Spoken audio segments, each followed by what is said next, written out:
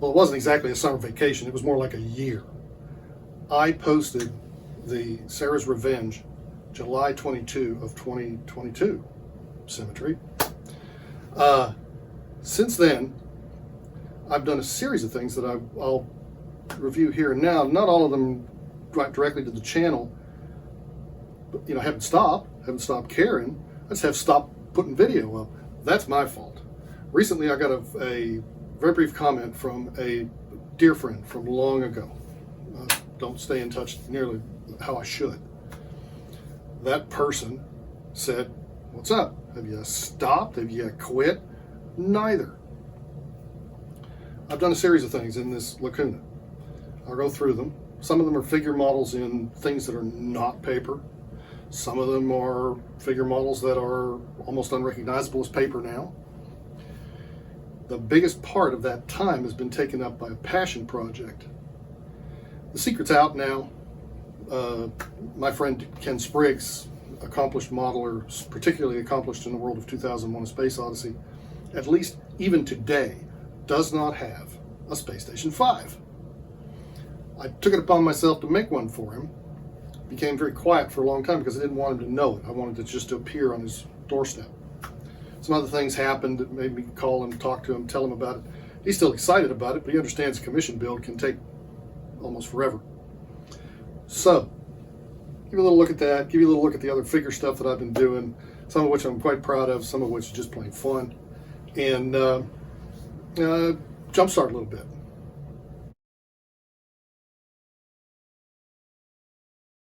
Shaky cam.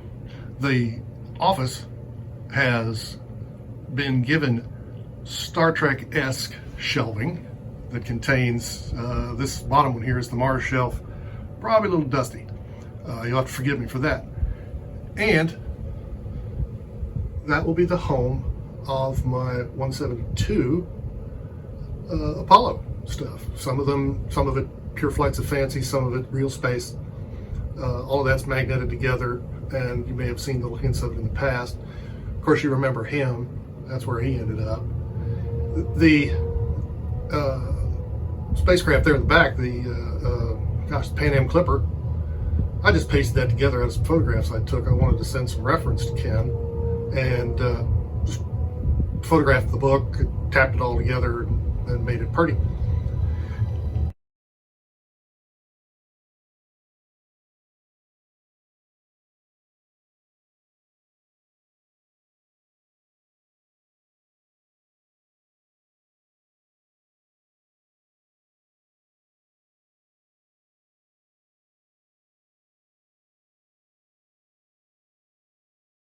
That is about the most accurate fallout shelter sign I've ever seen. All hand done, all hand cut.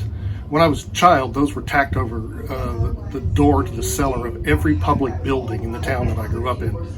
This guy's got a 9-volt in its butt and lights up very beautifully. Of course, the camera washes out some of it. Still, that was my gift to myself after making some really pretty butterflies with LEDs in them. And I turn that on whenever I'm in here working intensely, just to enjoy the fact that it's shining down upon me. I have to tell you, ladies and gentlemen, I am a lot happier right now, today, because I feel safer. I have a fallout shelter right here. That's the Star Trek door. Red as red can be, with the obligatory hexagons going on down there in the bottom. All laser cut. Those are vents to help this door breathe, including a control panel. Of course, we know it doesn't do anything, but it sure enough looks like it should.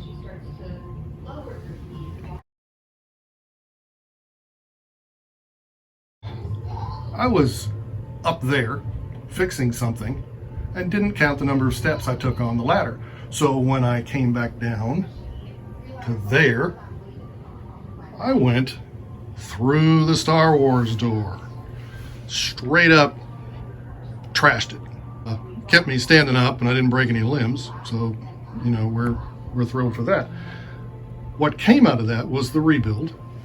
Those are winky blinky lights that came from Harbor Freight of all things.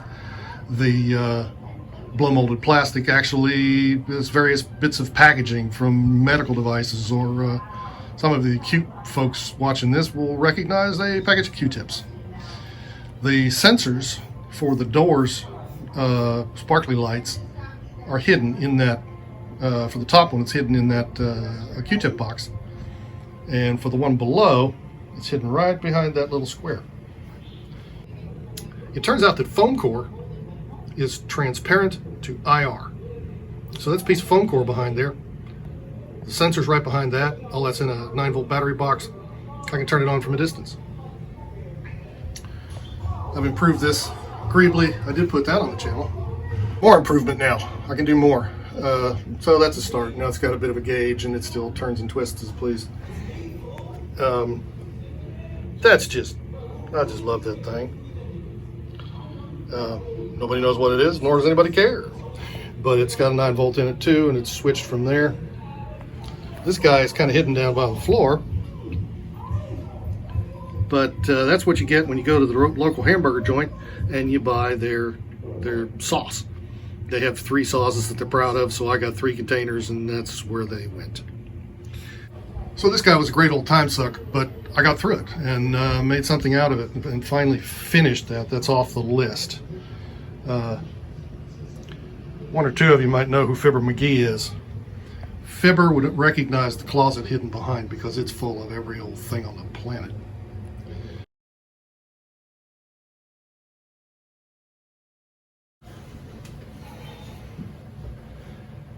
It's a pretty good overview of the Pantheon here. This is what I've been up to.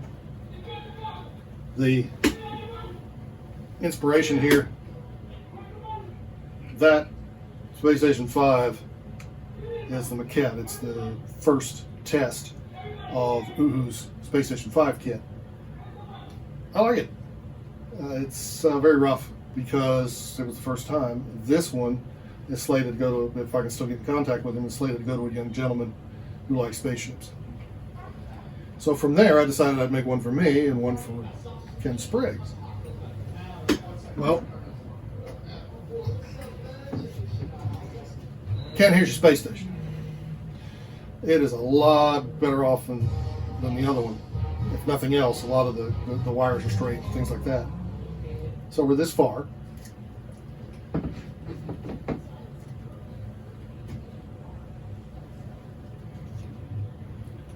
I was dissatisfied with the minuscule scale of the one that I'm doing for Ken. This, of course, is practical for him. He could actually display it in his model area. I wanted something more. So, go big or go home. I went big. My calculations from my reference tell me this is a 128. This is a 256. That lines up with some documentation in a book about 2001, and I can point you to it, probably will, in the 3 or 4 hours of video that I have shot and done exactly nothing with for this model. Some more superlatives. Beginning the red ring for Ken's. There's a little bit of a difference. Yes, indeed there is. I don't know how much of this is even going to go in frame. My calculations tell me it's going to be 2 foot wide and 1 foot deep. That's 1 foot and half a foot. So there we go.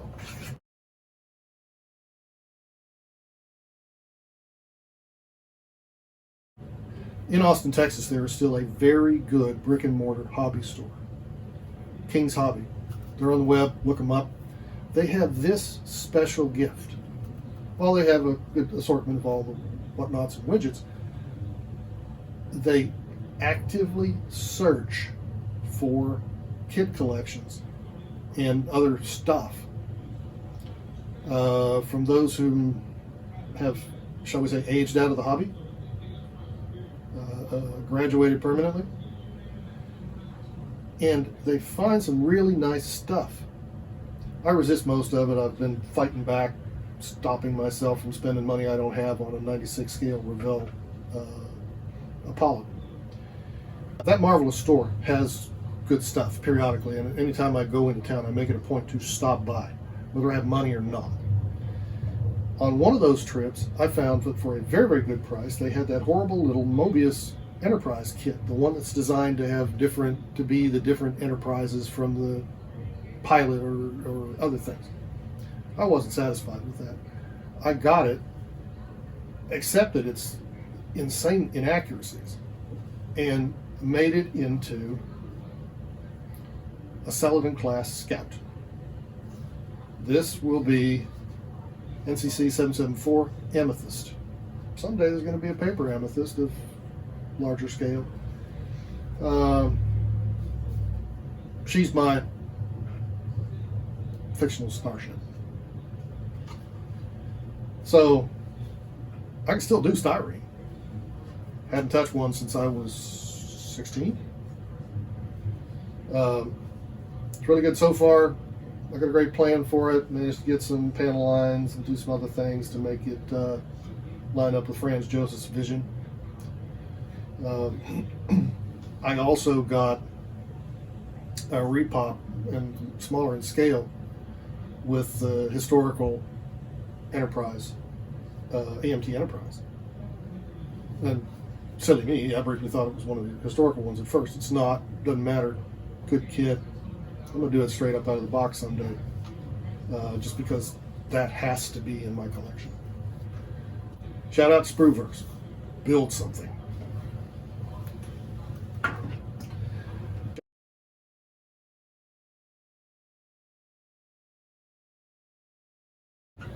I pranged up this elbow. I pranged up this elbow so bad it was black and blue from here to here. Never would have known that a 5-pound suitcase could do that to you, but apparently it can. So, physical therapy.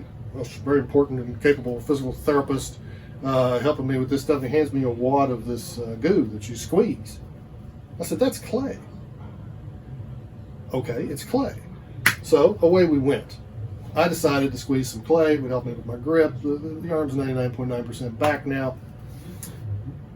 But what came out of it was a rather interesting triptych. Numero uno. Gumby. Close-ups later. Gumby was a thing for me when I was a kid. I've been fascinated with stop motion all my life. And you've seen I did a little tiny stop motion on the channel. With modern equipment. And I felt liberated, and I haven't done enough of it since. So Gumby. First clue of Gumby. Don't use ceramic-like air-dry clay to make Gumby, because it makes a horrendous mess. It does make a better surface texture, more on that in a minute, but it makes a horrendous mess. So Gumby is a little bit elongated. He was my first shot, but at first glance, he looks great. The only piece of paper in Gumby's right there. Ceramic clay, lots of filing, fixing where it cracks, because that stuff shrinks when it dries. But the armature wire that I got to do this, to put foil inside him and give him some depth and use less clay, gave me clues and helped me along. A little foreshadowing there. So, Gumby. On the turntable. Gumby's had Adam Savage Pride of Place next to the bed. About a month and a half since I finished it. Well, what was going on while I finished it?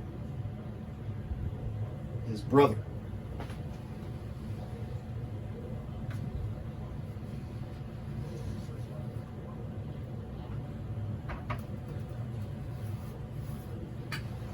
Meet Gumby Goes to the Moon.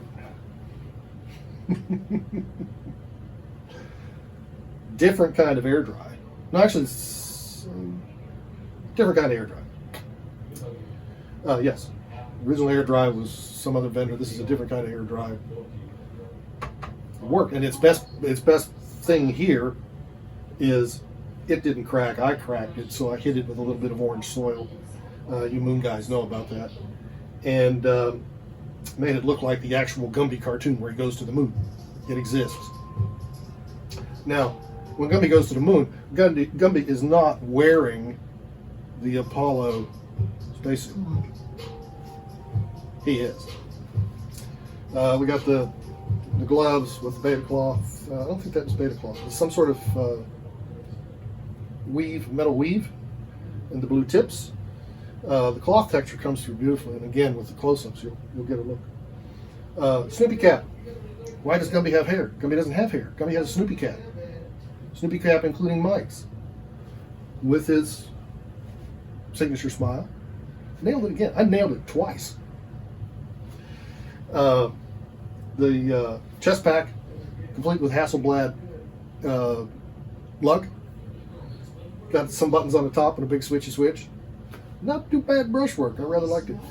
In the real thing, these little tiny hash marks here are some sort of labeling. I couldn't get close enough to tell you.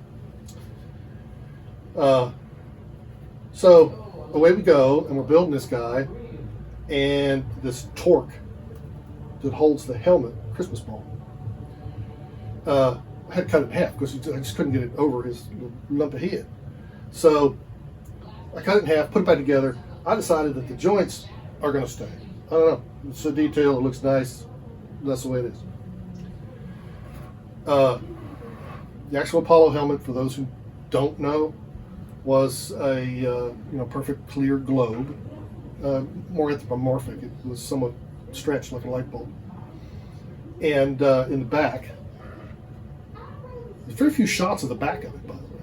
But in the back, there was at least partial blue with a white pad in the interior of the helmet. So, EVA, different classes of EVA, slightly different foam in the inside. I had to push the darn thing in there with 2 layers of double-faced tape to hold it down. But I kept it. His helmet seal is a piece of the wire from a wall wart stripped off the conductors and marked up to hide any interior color that there might have been. Wrapped it around the edge of the Christmas ball, put it on the ring for the helmet. A very popular tacky glue. The one in the silver, the one in the copper colored tube is holding that helmet on. Because we all know that had I gotten jiggy with it and put super glue in there, it would have turned to fog. The moon boots are correct. The pack is very close to correct. The antenna, 04 rod, styrene. This is all styrene. I could have done it in paper, but the styrene worked better. The white acrylic takes a couple layers to get it on there because it's really not adhering to the plastic. But I could get some texture out of it, so it has a cloth-like texture. The boots are close to correct. There's no lip on the top, but we got the Gumby feet in there with his little pushy toes and the whole thing. It all works out. That's all paper. It's got a little gimbal thing in the back that holds it up. In retrospect, I probably should have painted that up in gold or copper or something to make it look like part of an Elsa. And even further, I probably could have found a piece of mylar stripping and paint some cables on it and strung it off the edge of the thing. I don't know. So be it. Gumby goes to the moon. I like it.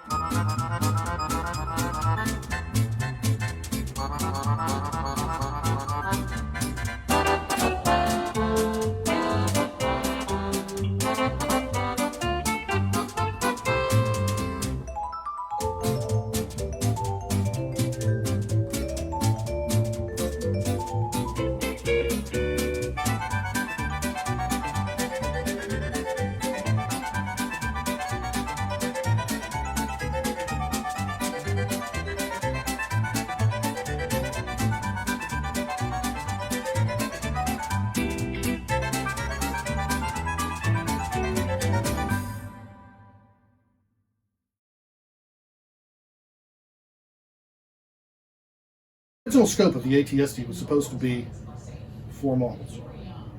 We've gotten as far as number 2, number 1. The number 1 is now in the hands of an endocrinologist. It's very important to us, and he's a Star Wars fan, has pride of place on his counter, and he constantly gets comments. Don't know how many people scanned the QR code and then looked at the channel. I hope a few did. So number 2 was Sarah's Revenge. She was made up out of test piece parts and the fun of making the Gatling gun on the side. I now think that I was inspired to do that Gatling gun by watching a gentleman who's, I believe, in Brazil, cut, transform, glue. Look him up. He's good. He is the King de Greebly. I wish I could say it in Brazilian. But he did a big gun, like at the side of Sarah's Revenge, and maybe that came out, I don't know where it came from, but that must have been it. This one is going to serve a couple of purposes. It will be on the cover of the kit that I'm producing. I have the directions for the head, more on that in a minute. And it will be given to another friend who's a Star Wars nut. I gave him my first Millennium Falcon. Didn't like it. I liked the kit, didn't like it. Gave it to him. So he stood up this tall, and you can tell that there's more of him. This much of the head is done. Again, some close-ups. Little pieces of screen that once were probably easily available in the smoking aisle at any grocery store. They're now perhaps harder to find. But they were perfect for the air conditioning vents on an ATST. So this guy is picture perfect, dimension perfect, laser cut parts down to an insanely tiny scale, and ready. The neck is available too. I just left it out of frame. This one, yet again, with the intent to photograph each step of its assembly for the directions for the kit. That's done as far as the head's concerned, and I think I did the hatch too. I've got a hatch. So this mix and match, I've got cut for the rest of the pieces. I put all that aside when I decided suddenly to do the Space Station 5, and then just recently returned and got this guy, hips high, and got him ready to take his head and move further.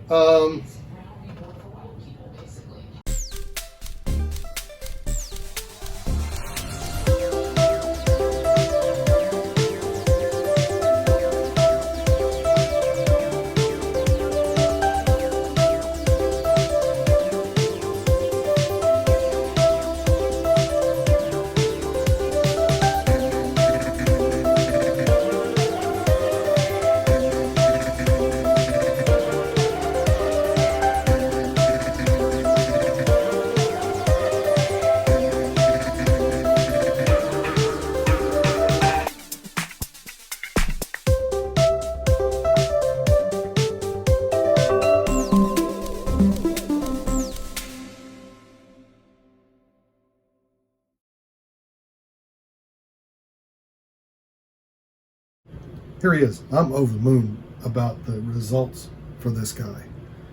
He was very rough when first done. You could see every seam. He was there, he was present, but he just was a mess in my opinion. Among other things, this arm was here and this arm was here. The best feature of the whole thing was the tennis shoes and his brush, which I've now covered the brush in EVA on all surfaces. Took a while to do this business. And so now we have it looking very much like the fur that it should be. Metallic paints here, improved the joint here. Metallic paints on this beautiful box. Everything else painted in acrylics. I like the way that there is a difference between the gloss green, which is pretty darn close to the original, and this matte. His face now has sticks holding it in place, and so this detail's been enhanced to hide that additional bracing. His hands are right now, his face is right now, his helmet is right. This is the expression that was intended for him originally. The gloss red makes that body pop. I am very, very pleased with the results there. Still, we see the seams. It's obvious it's made of paper. Wasn't really trying to hide it.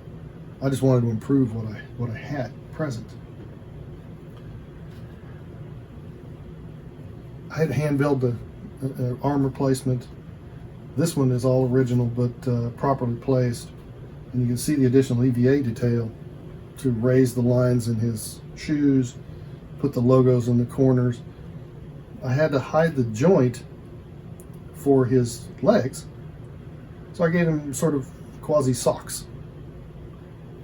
And I think that works very well. He's got a bit of a belt underneath now. Invisible when on display, it doesn't really matter. But the neck and the back of the head are all held into place properly. He's strong, he's sturdy. The secret here was the same figure wire I used for my little friend behind. Run through, starting here on the base.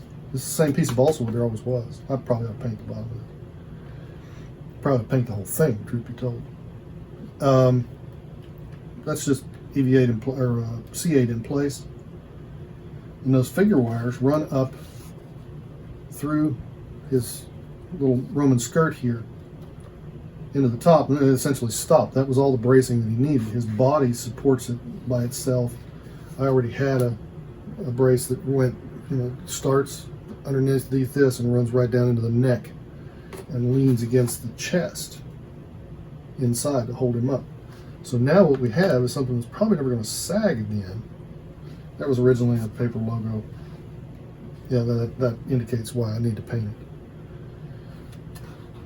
it. And looks, if nothing else, even more cartoon-like, because he matches the drawings much better now. The dashed lines and stuff hidden by some somewhat transparent white paint and those kinds of things. So I did it. I fixed him. Did my trick with the eyes. It turns out, one of those things that you just don't know. It turns out that clear nail polish cures over time and is not as liquid. So I used the old clear nail polish that I used on Shrek and found that it was not liquid enough, and so that there's too much texture in his eyes. So be it. They shine a little bit. They look a little more alive. So there we go. You can tell how pleased I am with this guy particularly. And the juxtaposition of the creatures is going to be fun. I have no idea where I'm going to put him. Lieutenant Commander Laurie has already banned him from the master bedroom where his brother is. So we're going to have to find us a piece of wall someplace that doesn't obscure the set but leaves him presented. On we go.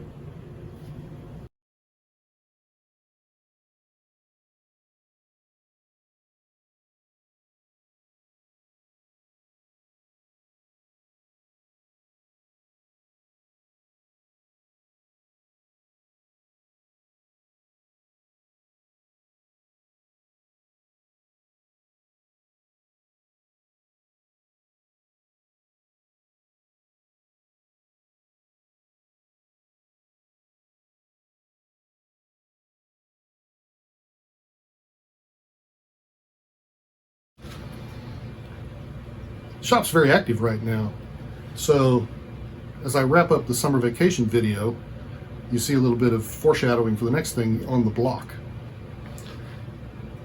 We did some really neat things in that long time since I last did a video, and I am very pleased with the progress on the space stations. As I do this outro, I find that Ken Spriggs now owns a laser, so we'll do what we can to help him with that. Marvin goes back to pride of place. The Gumbies have been distributed to their various locations. Next up, a little aircraft. A bit of a backstory there. I really love this scale, and there's a slightly larger scale. I'm not going to make it any bigger, and I'm trying to just make 2 of them and do a quick video. So we're making things happen. We're moving forward, and I'll do what I can to post more often.